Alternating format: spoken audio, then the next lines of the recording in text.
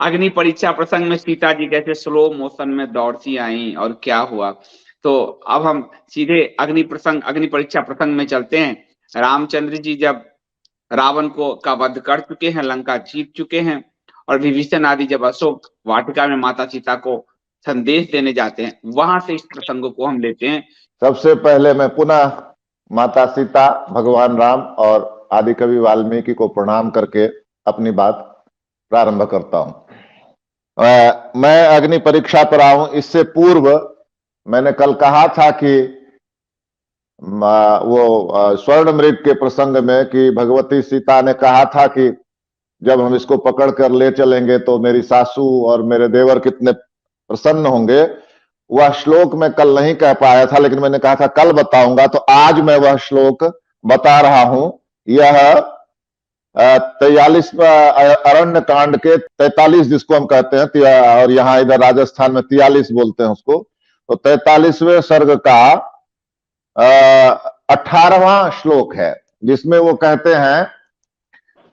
है माता सीता, भरतस्यार्य पुत्रस्य श्वश्रूणाम मम च प्रभो मृग रूपमिदं दिव्यम विस्मयम जनयिष्यति। कि जब हम इस हरिण को ले जाएंगे, स्वर्ण मृग को, तो मेरी सासुओं को, बहुवचन का प्रयोग किया है, षष्ठी बहुवचन का, श्वश्रूणाम, मेरी सासुओं को, सभी सासुओं का ध्यान रखा है उन्होंने, और भरत को, आपको, मुझे, सबको दिव्य विस्मय होगा। दिव्य विस्मय, बहुत महान हर्ष होगा हम लोगों को। विस्मय में हर्ष होता है, तो वो हर्ष जो थोड़ा आश्चर्यचकित भी करे, हर्ष भी दे, वैसा दिव्य विस्मय होगा। तो यह मैंने उनको बताना चाहा कि सासू के उससे भागी नहीं थी वो। सासू तो हरदम उनके हृदय में थी, हर समय, देवर हर समय उनके हृदय में थे, पूरा परिवार। सीता नाम ही है घर की स्वामिनी का, जो सबका ध्यान रखती है। तो यह हुआ। अब एक दो श्लोक में संदीप जी जरूर बोलना चाहता हूं। एक दो प्रमाण और है कि भगवान राम कितना प्रेम करते थे। और एक है सुंदर कांड का, जिसमें पहली बार जब भगवती सीता को हनुमान जी देखते हैं अशोक वाटिका में, तो क्या सोचते हैं कि ये वही सीता है जिनके लिए भगवान राम 4 प्रकार से शोक करते हैं। एक सीता के लिए भगवान राम 4 प्रकार से शोक कर रहे हैं, वो उनके हरे जाने के बाद। मतलब वाल्मीकि की कविता देखिए, हनुमान जी की बुद्धि देखिए, और भगवान राम का प्रेम देखिए। एक ही सीता के लिए कैसे? तो स्त्री प्रणष्टेति कारुण्याद, स्त्री, भगवती सीता स्त्री है, तो स्त्री खो गई, इसके लिए करुणा है उनके हृदय। और आश्रिते त्यानुशंसतः, वह मेरी आश्रिता थी, मेरे साथ थी, इसलिए दया से उसको याद करते हैं। पत्नी नष्टेति शोकेन, मेरी पत्नी हर ली गई, इसके लिए शोक से याद करते हैं। और प्रियेति मदनेन च, और वो मेरी प्रिया थी, इसलिए प्रेम से याद करते हैं। एक ही सीता को भगवान राम 4 तरह से याद करते हैं अपहरण के बाद, और कहते हैं कि क्या प्रेम करते थे। और एक जो श्लोक है मैं कह देना चाहता हूं, वो ये कहते हैं कि शोकश्च किल कालेन गच्छता यपि गच्छति मम चापश्यतः कांता महन्य हन्य वर्धते। संदीप जी, सबसे बड़ा शोक माना गया है पुत्र शोक, संतान का शोक। उसको भी मनुष्य समय के साथ भूल जाता है, हंसने लगता है, खेलने लगता है, सब कुछ करने लगता है। और भगवान राम कह रहे हैं कि मेरी पत्नी का शोकश्च किल कालेन गच्छता यपि गच्छति, समय के साथ साथ आदमी का शोक जो है वो कम हो जाता है। मम चापश्यतः कांताम, लेकिन मैंने अपनी पत्नी को न देखा है, इसलिए अहन्य हन्य वर्धते, मेरा शोक तो दिनों दिन बढ़ रहा है, घटने का नाम ही नहीं ले रहा। तो इतना प्रेम करते थे भगवान राम माता सीता को। अब जो सबसे बड़ा प्रसंग है, और जिसके लिए सारा विश्व ये सोचता है कि कैसे अग्नि परीक्षा हो गई, कैसे परीक्षा ले ली भगवान राम ने, आदि आदि, जिसको अवसर मिलता है, मुंह है चमड़े का मुंह, हमारे बिहार में कहते हैं चमड़े का मुंह है, जो मुंह में आया वो बोल दिया। ये आज मैं पूरी तैयारी के साथ लेकर बैठा हूं पूरा प्रसंग आपको बताऊंगा। एक भी ईश्वर, भगवान राम, भगवती सीता, वाल्मीकि जी, सबसे मैं कहता हूं कि एक भी बात असत्य ना बोलूं, जो इसमें है वही बोलूं, तथ्य बोलूं। और फिर भी यदि किसी को लगता है कि राम ने अब अग्नि परीक्षा लेकर गलती की, वो उसका विवेक है। मैं पूरा ये बताता हूं क्या है प्रसंग।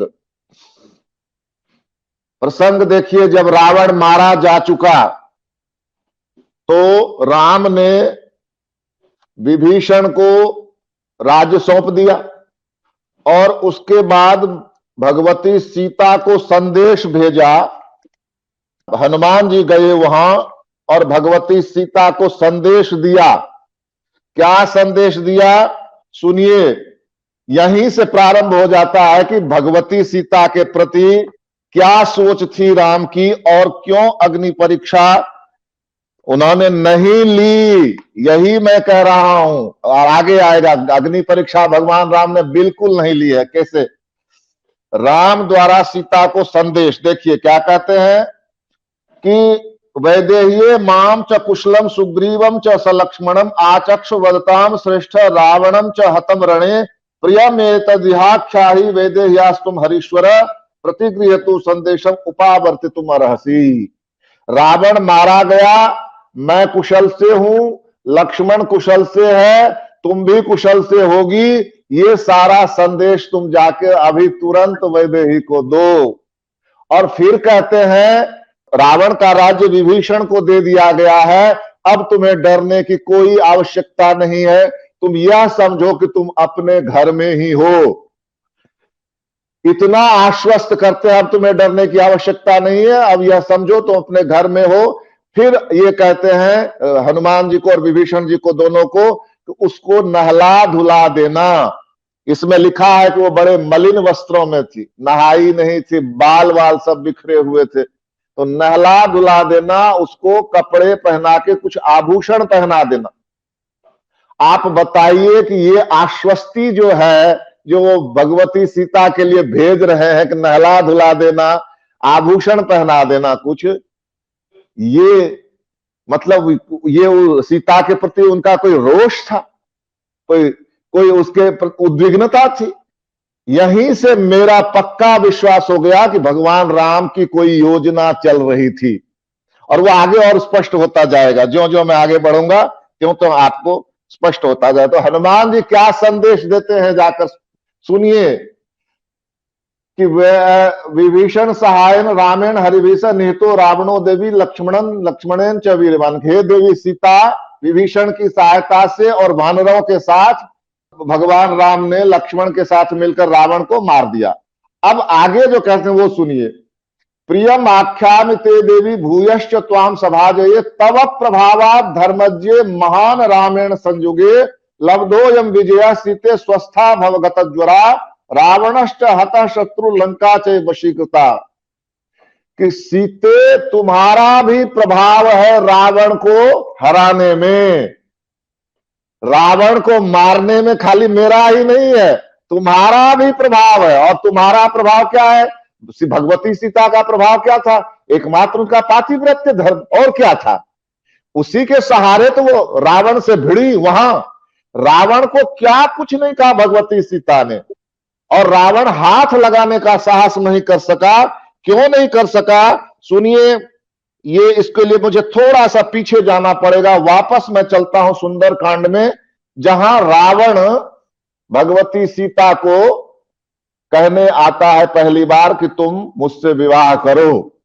तो भगवती सीता क्या कहती हैं सुनिएगा, आगे हमको अग्नि परीक्षा समझने में भी ये बात काम आएगी। असंदेशात तु रामस्य तपश्चानुपालनात् न त्वाम कुर्मि दशग्रीव भस्म भस्मार्ह तेजसा। कि प्रभु श्री राम का आदेश नहीं है और मैं अपनी तपस्या का पालन कर रही हूं, वरना मैं तुम्हें इसी समय भस्म कर सकती हूं। तुम भस्म करने के योग्य हो, लेकिन मेरे पति का आदेश नहीं है। मेरे पति का यश दूषित होगा कि वो अपनी पत्नी की रक्षा नहीं कर सका, वरना तुमको मैं इसी समय भस्म कर सकती हूं। लेकिन मुझे अपनी तपस्या का पालन करना है और पति का जब तक आदेश प्राप्त नहीं होगा तब तक मैं कुछ नहीं कर सकता। ये है भगवती सीता का तेज। इसको हम अग्नि परीक्षा में और इस बात को दोहराएंगे। और देखिए, मैं फिर से आपको सुंदरकांड ही ले चलता हूं। यही बात है संदीप जी, एक पन्ना पकड़ के बैठ जाते हैं कि देखो ये कह दिया। सुंदरकांड में एक संकेत और है, बहुत बड़ा संकेत है। हम सब जानते हैं, रावण ने पकड़ लिया हनुमान जी को, उनकी पूंछ में आग लगा दी। हनुमान जी जले क्यों नहीं? तो ये वर्णन है कि राक्षसियों ने आकर कहा कि अरे सीता, वो जो बंदर तुमसे मिलने आया था वो रामचंद्र जी का संदेश लेकर, यही शब्द है, लंगूर शब्द का प्रयोग किया है। तो ये जो वानर है वो उसकी पूंछ में आग लगा दी गई। तब 4 श्लोक बोलती है भगवती सीता, और चारों श्लोकों को समझना अपने लिए आवश्यक है। क्या कहती है अग्निदेव को?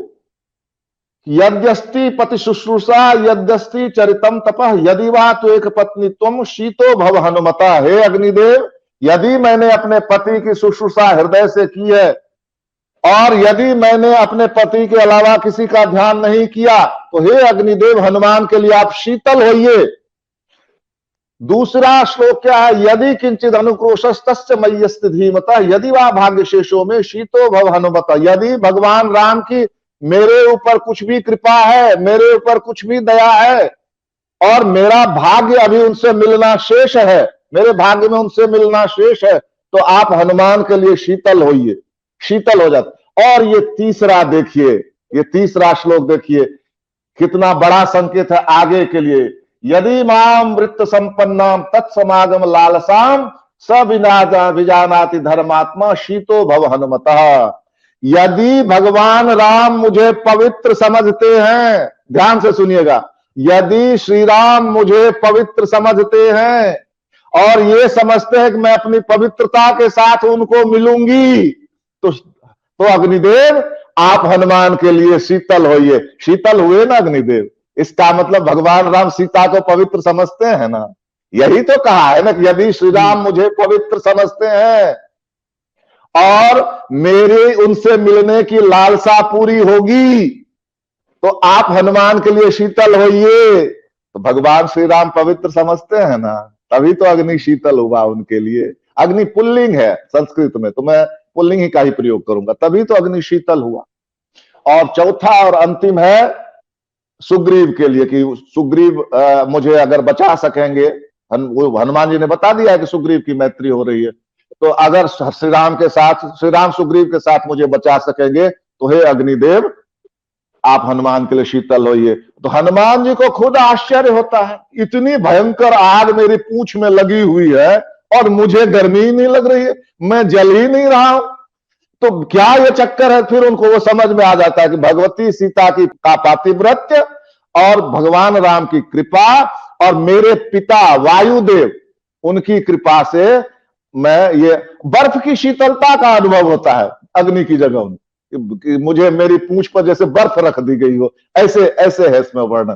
तो आप जब तक इन 2 श्लोकों को, सुंदरकांड के 2 श्लोकों को नहीं समझेंगे, तब तक वहां अग्नि परीक्षा समझने में आपको बाधा आती रहेगी। और इन 2 श्लोकों को अगर आप साथ लेकर चलेंगे, जिसको हम लोग संस्कृत में अनुवृत्ति बोलते हैं, उस चीज का प्रभाव यहां दिखाई दे रहा है। इसको अनुवृत्ति बोलते हैं हम संस्कृत में, व्याकरण में विशेष करके अनुवृत्ति आती है, तो हमको इसे समझने में आसानी होगी। तो ठीक है, अब हनुमान जी ने यहां कह दिया कि हमने जो विजय पाई है उसमें आपका भी प्रभाव है। किनका? सीता जी का।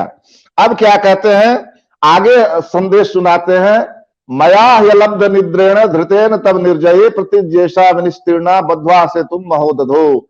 मैंने निद्रा त्याग कर सीता तुम्हारे लिए, तुम्हारे उद्धार की प्रतिज्ञा की थी, उसके लिए निद्रा त्याग कर अथक प्रतिज्ञा और समुद्र में पुल बांधकर रावण वध के द्वारा उस प्रतिज्ञा को पूर्ण किया। तो ये जो आगे उन्होंने चलकर कहा कि मैंने युद्ध तुम्हारे लिए नहीं लड़ा था, ये सिर्फ उनकी योजना है। यहां तो वो साफ कह रहे हैं कि तुम्हारे उद्धार की प्रतिज्ञा की थी मैंने और तुम्हारा उद्धार कर दिया।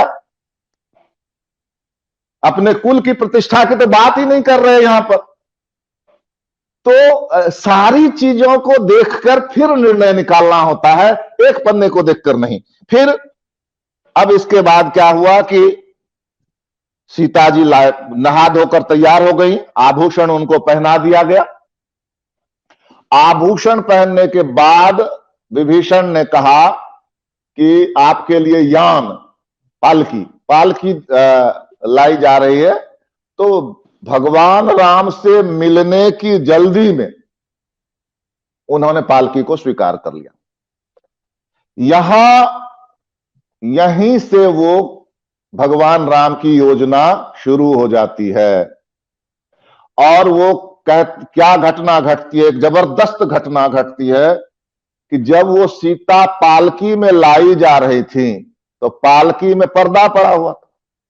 तो वानर भालू जो थे वो ऐसे देखना चाहते थे, उझक उझक कर जिसको हम कहते हैं, वो भगवती सीता को देखना चाहते। और निश्चित रूप से यदि भगवान राम ने यह कहा था कि विभीषण का घर तुम्हारा ही घर है, अपना घर समझो इसको, नहा धोने के बाद साड़ी पहन के थोड़ा आभूषण पहन लो, तो निश्चित रूप से भगवान राम की योजना यही है कि सीता पहली बार आ रही है सबके सम्मुख, थोड़ी सी ठीक तो लगनी चाहिए, बावली की तरह लगेगी वो बिखरे बालों में और इसमें। और दूसरी बात कि अब रावण नहीं है, रावण मारा जा चुका है, अब विभीषण है, इसलिए अपना घर है, कोई दिक्कत नहीं है यहां नहाने में, धोने में, कपड़ा पहनने में, आभूषण पहनने में। लेकिन अब जब वो पालकी पर आकर बैठ रही हैं तो इतनी देर में उनको सोचने का अवसर मिलता है। बहुत सारा है इसमें वर्णन, सारा कहूंगा तो और बहुत लंबा हो जाएगा। इसलिए जब वो भगवती सीता आती हैं तो वो क्या कहते हैं, वो वानर भालू उझक उझक कर उनको देखने लगते हैं। तो जो अंगरक्षक हैं, विभीषण ने अंगरक्षक लगा दिया उनके साथ, तो वो मारने लगते हैं थप्पड़ उनको, वानर भालू को। तो वो बेचारे घबराकर एक तरफ जाकर खड़े हो जाते। तब भगवान राम को बहुत क्रोध आता है। और हम लोग भी आप देखें, वो कहते हैं कि ये इनको क्यों मार रहे हो, ये उद्वेगपूर्ण कार्य रोको, नहीं तो मैं चला जाऊंगा यहां से। आप देखिए कि हम अपने वोट से जिनको चुनते हैं उनको मिलने के लिए हमें कितनी सुरक्षा से गुजरना पड़ता। तो भगवान राम का की यह उक्ति है कि इन्होंने मेरे लिए युद्ध किया है, इसी जानकी के लिए युद्ध किया है, और इनके साथ इतना तिरस्कारपूर्ण व्यवहार कर रहे हो। संरंभा चाब्रवीत राम चक्षुषा प्रदहन्निम, और उनकी आंखें ऐसे जलने लगी जैसे वो जला देंगे सब। एक तो वो सोच रहे हैं कि सीता आ रही है पालकी में, तो कुछ विशेष प्रसन्नता उनको इसलिए इस समय नहीं हो रही है कि इसी रूप में यदि देखी जाएंगी वो, तो पता नहीं कौन क्या सोचेगा। किमर्थम माम अनादृत क्लिश्यते यम त्वया जनः निवर्तयेनम उद्वेगम जनो यम स्वजनो मम। ये सारे वानर भालू जो है मेरे स्वजन है, मेरे अपने हैं, इनका उद्वेग क्यों कर रहे हो, इनको परेशान कर क्यों कर रहे हैं। और अब आगे जो कह रहे हैं वो सुनिए। कह रहे हैं कि तुम लोग सीता को पर्दे में क्यों रखना चाहते हो। कोई इन सब बातों को नहीं करता, मोटी मोटी बातें करके निकल जाते। क्यों रखना चाहते हो सीता को पर्दे में। मेरी इच्छा है सीता सबके सामने आए, सबके सम्मुख आए। न गृहाणी न वस्त्राणी न प्राकार स्त्रिया निदृशा राज सत्कारा वृत्तम आवरणम स्त्रिया। कि स्त्रियों के लिए वस्त्र और चादर और पर्दे आदि पर्दे नहीं हुआ करते हैं। स्त्री का सबसे बड़ा पर्दा है पति से प्राप्त होने वाला सत्कार। क्यों उसको पालकी में बंद करके लाए हो कि ये वानर भालू न देख सके, चुपचाप सीता सौंप दी जाए राम को। मैं ऐसा नहीं चाहता हूं। और व्यसनेषु न कृच्छेषु न युद्धेषु स्वयंवरे न क्रतो न विवाहे व दर्शनम दुष्यते स्त्रिया। विपत्ति में, शारीरिक या मानसिक पीड़ा में युद्ध में, स्वयंवर में, यज्ञ में और विवाह में स्त्री का दिखना दोष की बात नहीं है। आगे क्या कहते हैं देखिए, कहते हैं कि सीता के कुवचन बोले, उल्टे सीता के लिए क्या कह रहे हैं, सैषा विपत्गता चैव कृच्छेन च समन्विता। ये सीता विपत्ति में पड़ी हुई है। सीता विपत्ति में क्यों पड़ी हुई है? अब तो रावण तो मारा जा चुका, अब कौन सी विपत्ति है संदीप जी? अब कौन सी विपत्ति है? अब यही विपत्ति है, पता नहीं लोग मुझे क्या कहेंगे, मैं इतना समय रावण के घर में रह के आई हूं, इसी विपत्ति का निवारण करना है मुझे। कौन मथा इतनी गहराई में जाता? देखिए क्या कहते हैं, सैषा विपद्गता चैव कृच्छेन च समन्विता दर्शने नास्ति दोषोस्या मत समीपे विशेषता। यह सीता इस समय विपत्ति में है, मानसिक कष्ट से युक्त है। ये खाली राम के पक्ष से नहीं, देखिए सीता के अंदर भी यही भय होगा, पता नहीं मुझे सीधे सीधे स्वीकार करेंगे कि नहीं करेंगे, पता नहीं। मैं इतने समय में 13 महीने में रह गई हूं रावण के पास। यही डर। हनुमान जी जब जाते हैं ना और ये जब समाचार देते हैं तो सीता को कोई विशेष प्रसन्नता नहीं होती है कि रावण मारा गया। वो उसी तरह बस वहां बैठी रहती हैं निरपेक्ष उदासीन भाव से और आंसू बहाती रहती। क्यों नहीं हुई प्रसन्नता सीता को? बात वही की वही है। सीता भी उसी भय से इस समय आक्रांत है कि पता नहीं लोग मेरे बारे में क्या सोचेंगे, और इसी चीज से भगवान राम निकालना चाह रहे हैं भगवती सीता को। ये है उसकी पूरी पृष्ठभूमि। अगर ये श्लोक नहीं होता तो शायद इसकी गहराई कम हो जाती, शायद इसका वजन कम हो जाता अग्नि परीक्षा का। तो अब आगे कहता है कि तो सीता को चाहिए कि वो शिविका यानी पालकी को छोड़े और पैदल चलकर मेरे पास आए ताकि ये सब देख सकें। और वो पैदल चलकर आती हैं, तब तक भगवान राम की पूरी योजना तैयार हो जाती है। आते ही वो ये कहते हैं कि सीता, अब वही बात है, इसमें कुछ भी छुपाने वाली बात नहीं है, वही बातें उन्होंने कही हैं जो कोट करते हैं ये सत्य को न जानने वाले कि हाँ यह युद्ध मैंने अपने कुल की रक्षा के लिए लड़ा है, मैंने तुम्हारे लिए नहीं लड़ा है। और एक वाक्य कहते हैं कि जैसे आंखों में जिसके मोतियाबिंद होता है उसको सूर्य की रोशनी अच्छी नहीं लगती है, वैसे ही तुम मुझे इस समय अच्छी नहीं लग रही हो।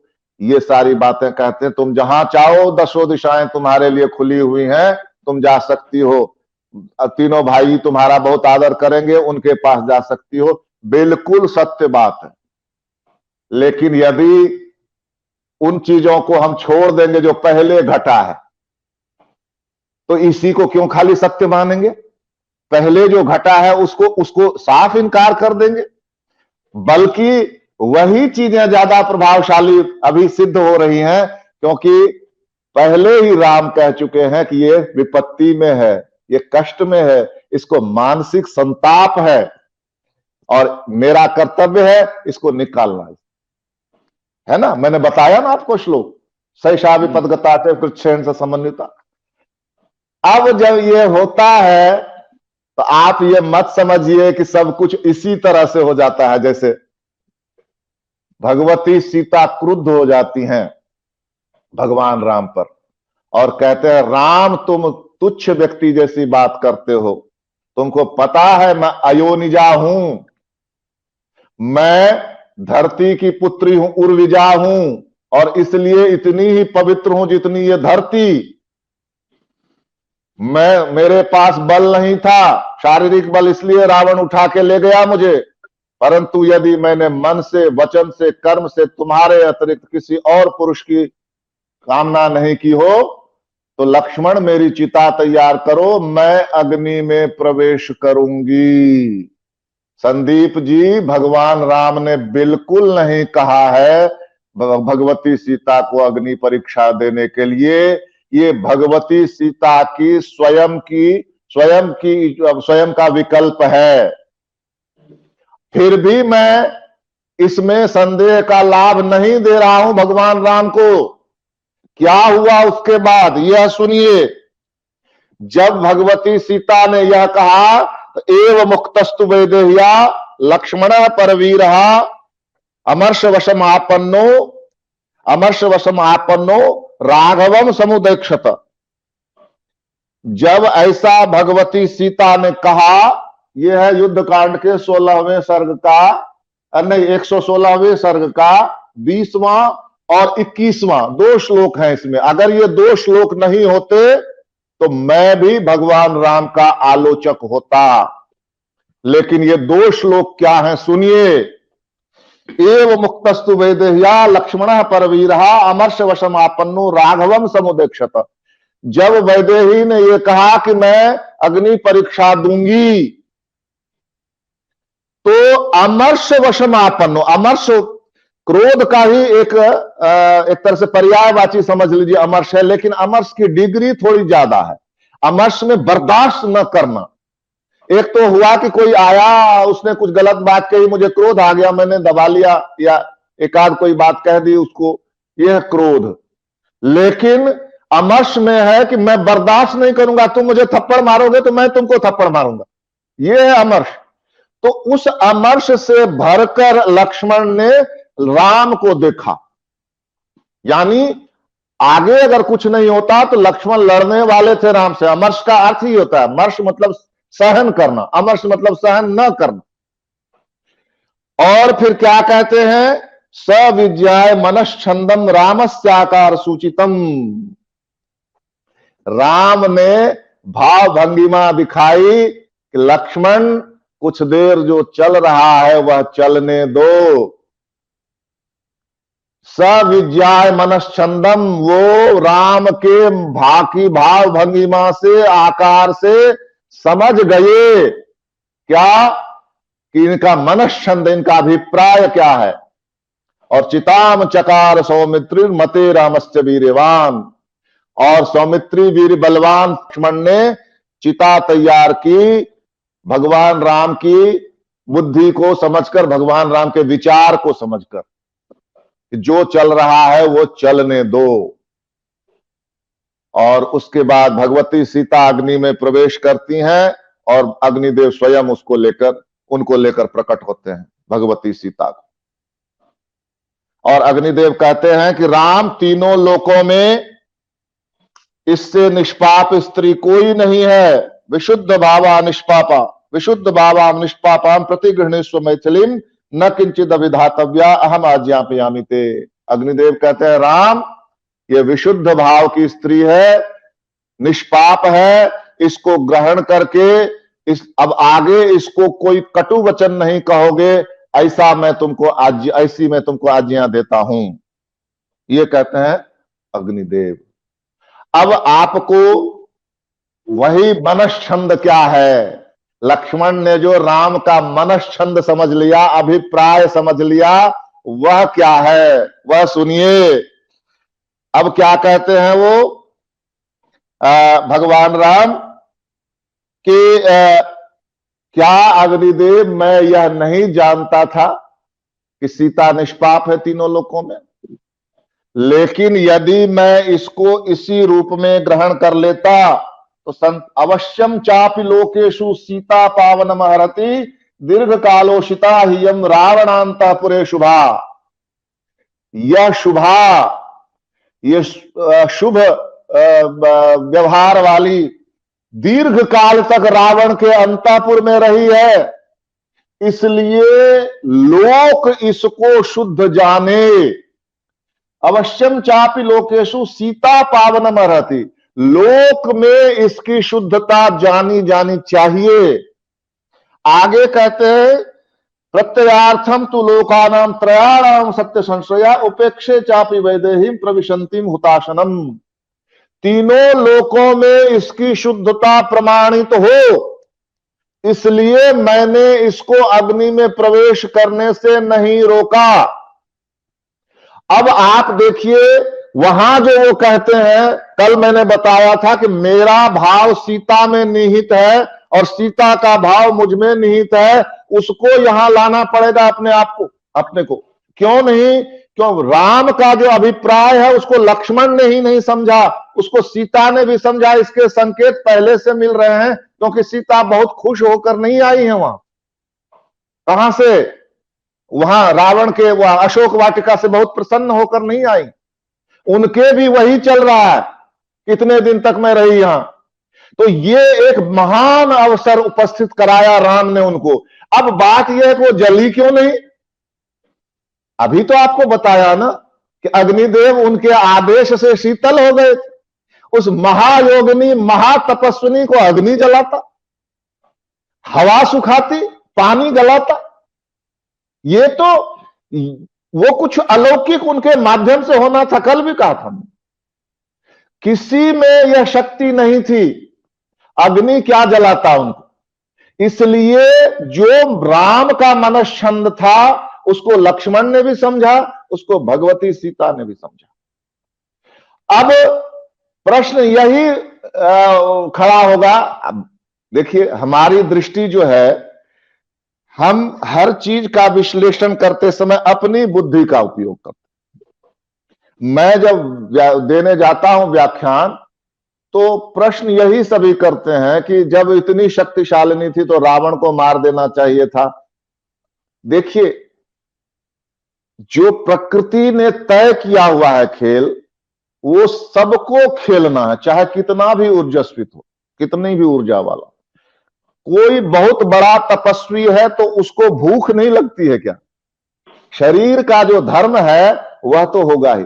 हनुमान जी वहां कहते हैं, सीता माता तब भी आ सकती थी, हनुमान जी कहते हैं मेरी पीठ पर बैठ जाइए मां, मैं अभी ले चलता हूं। सीता जी मना कर देती हैं।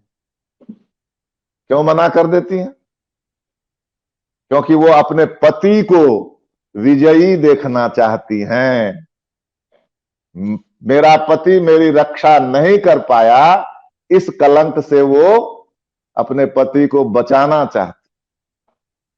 तो राम का भाव सीता में, सीता का भाव राम में। और अग्नि तो एक निमित्त मात्र बना, शुद्धि दिखानी थी स्वयं सीता ने भी अपनी, इसीलिए उन्होंने ये विकल्प चुना, स्वयं ने चुना। वरना वो प्रतिवाद करती और प्रतिवाद करती राम से, तुम कैसे मुझे कह सकते हो गलत।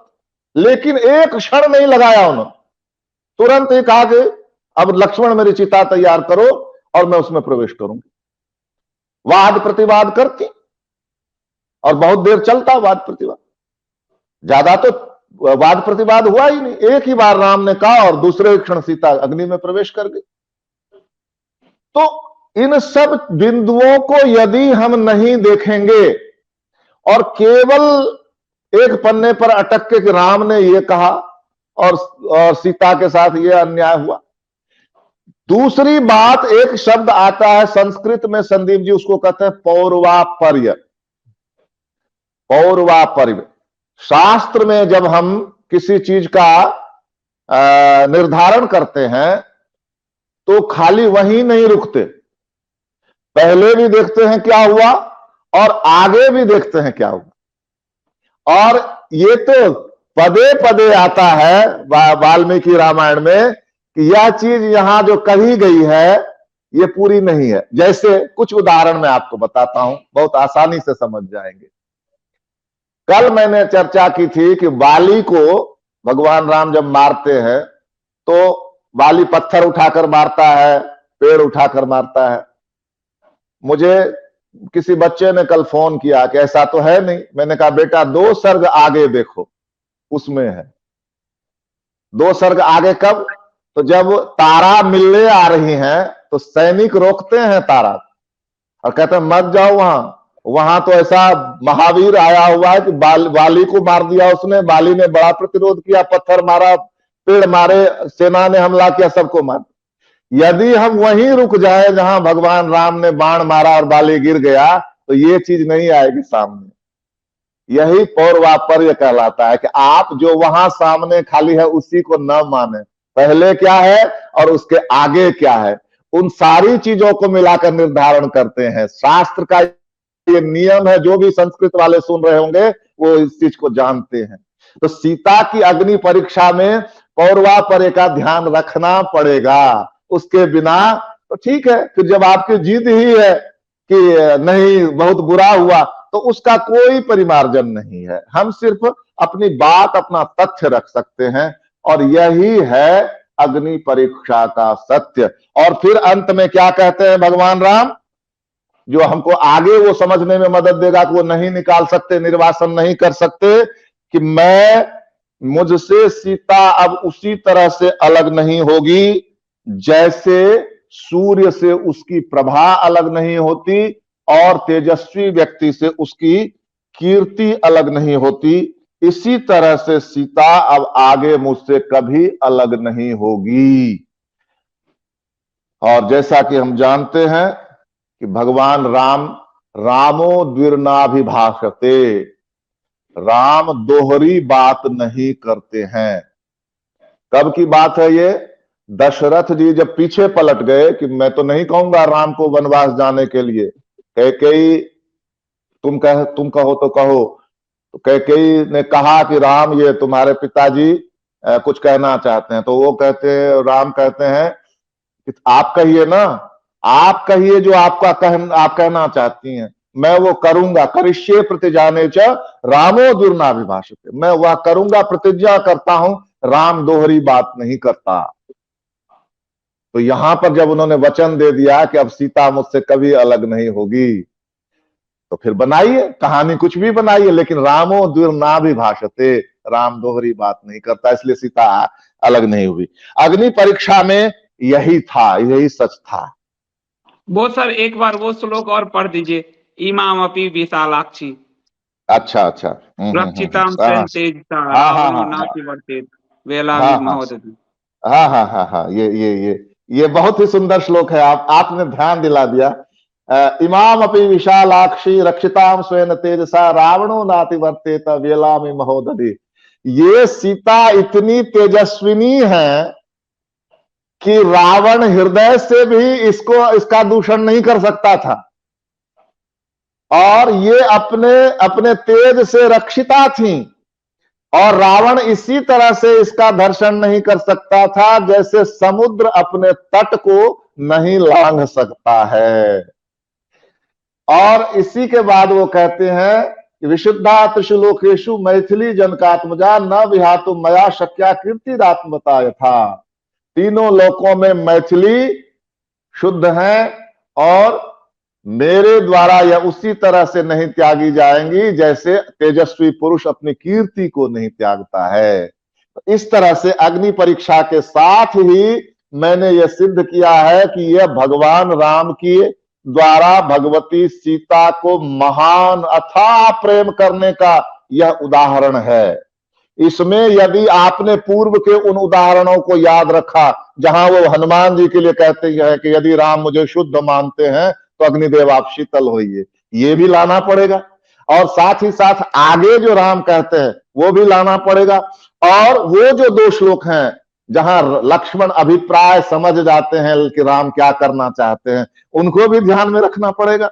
सारी चीजें छोड़ देंगे खाली इसी पर कि सीता को कटु वचन कहे, तो फिर ठीक है। फिर जब ये जिद ही है कि भाई मुझे तो गलत सिद्ध करना ही है। अभी मैं गया था व्याख्यान देने, तो उसमें से जब मैं पूरा बोल गया तो एक ने उठ के प्रश्न किया कि सर ये तो काल्पनिक है ना रामायण। कहा मैंने भैया यदि यह काल्पनिक है तो सबसे पहले ये तो कहना बंद करो ना कि राम ने अग्नि परीक्षा ले ली, राम ने सीता को निकाल दिया, राम ने शंभुक को मार दिया। तुम्हें यह भी दर्द हो रहा है कि राम ने शंभुक को मार दिया, और दूसरी तरफ ये भी कह रहे हो कि ये तो काल्पनिक है।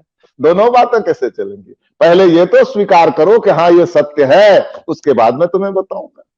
तब वो उसको भी संतुष्टि हुई इस उत्तर से। तो ऐसे ही अग्नि परीक्षा का सत्य है। तो मेरे विचार से मैंने अग्नि परीक्षा की व्याख्या कर दी है।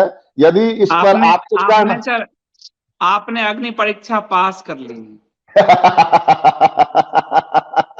मैंने आज बहुत गहराई से एक बार फिर से देखा। अपनी पुस्तक में मैं ये सब बातें नहीं लिखा क्योंकि इसकी आवश्यकता मुझे महसूस नहीं हुई, लेकिन चूंकि इस समय शास्त्र का प्रश्न है, बिल्कुल शास्त्रार्थ जैसी स्थिति है। तो ये था रामायण पर चर्चा, और आप सब इस चर्चा से जुड़े जितने भी लोग सुन रहे हैं, आप ये तय मानिए कि आपके अंदर आध्यात्म की बीज है, वही वृक्ष बनना चाहता है। और ये आपके पूर्व जन्मों का, जो योग वशिष्ठ में वशिष्ठ जी कहते हैं कि आपके पूर्व जन्म जो है इस जन्म में आपके भाग्य बन जाते हैं। तो ये आपका भाग्य है, ये आपके बीज आपके अंदर है आध्यात्म के। सब आध्यात्म को की नैया पे नहीं चढ़ सकता। इसलिए आप अहोभाग्य मानिए स्वयं को और उस परमात्मा को धन्यवाद दीजिए कि हमारे और आपके अंदर उस परमात्मा ने वो बीज, हमारे पिछले जन्म के कर्म ने उस बीज को रखा, सुरक्षित रखा, जो अभी पौधे के रूप में, वट वृक्ष आगे के कभी जन्म में बनेगा, पौधे के रूप में वो आगे आगे धीरे धीरे आकार ले रहा है।